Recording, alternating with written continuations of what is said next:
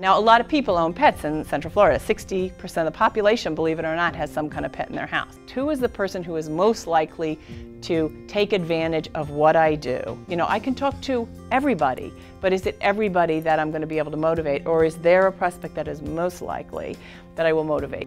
So let's just talk briefly about how people go about making decisions to buy products, adopt dogs, volunteer, give money. Is what triggers a person to really start to look, to shop, to get information, to go online and see what kind of dog I might want. What are some of those triggers?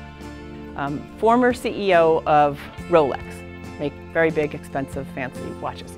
Went to a luncheon one day and somebody walked up to him and he said, "So hey Joe, how's the watch business?" And he looked him straight in the face and he said, I have no idea. I don't know. So the guy kind of wondered, okay, well, this is the president of Rolex and he doesn't know how the watch business is. I'm not quite sure what to say next. And he said, so the CEO says, I'm not in the watch business. I'm in the luxury business. Because nobody buys a Rolex to know what time it is. If you wanted that, you'd buy a Timex.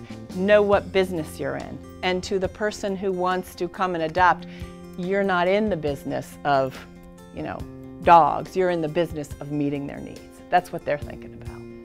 You know, who drinks Pepsi? Pepsi tends to be a younger audience, an 18 to 34-year-old audience. They tend to be a little bit more free thinkers than maybe the average population. And then if you look at who buys that Cadillac, it tends to be 50 plus, and I know this because I used to work on Cadillac, retired from the Northeast, saved their money all their life, blue-collar worker, and now they're going to invest in what they've always wanted because they've hit retirement and darn it, they're getting what they want. And tell you what my trigger was before I adopted my dogs. My husband and I knew we wanted dogs, but we were in a condo and it was small and we wanted a big dog. So we said when we get a house, we're going to get dogs. And that's exactly what we did. And I would have to imagine that other people do the same thing. Maybe that's a trigger. Maybe that says to you, well, what if I tied in with some realtors in this area, because I know, a lot of people in that area meet those demographics.